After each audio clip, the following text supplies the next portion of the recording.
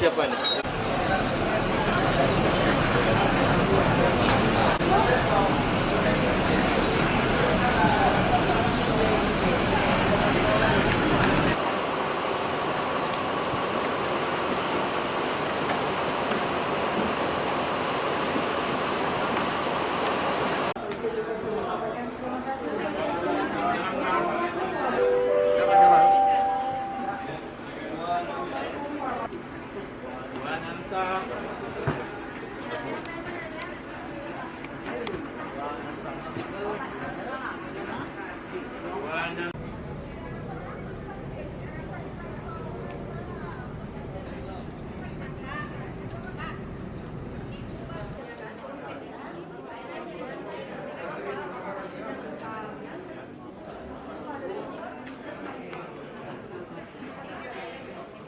Misalnya dari sisi norma dan ketentuan yang relatif sama, tapi definisi yang didirikan melalui undang-undang khusus. Berkumpulnya jemaah calon haji yang berdiskusi pada saat makan malam bahwa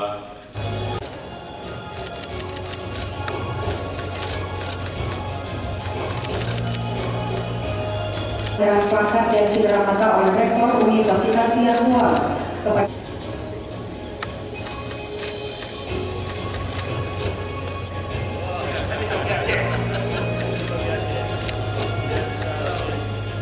Kira-kira urgensi dari revisi Undang-Undang 34 dan harmonisasi Undang-Undang Nomor 8 itu seberapa urgensinya, Pak? Penting karena tadi sudah saya sampaikan seperti 4 hal tadi, paling tidak turunan-turunan dari undang-undang tersebut harus diberikan aplikasi melalui pertemuan ini sehingga pelaksanaannya dari turunan undang tersebut bisa maksimal dilaksanakan. Kan ini udah masuk ke prolegnas ya Pak, revisi Undang-Undang Nomor 34, harapannya tahun 2024 itu apakah bisa sudah disahkan atau seperti apa Pak? Ya harapan kita sih biar kita bisa lebih cepat bergerak lagi, lebih bisa siap lagi dalam penyelenggaraan ibadah haji.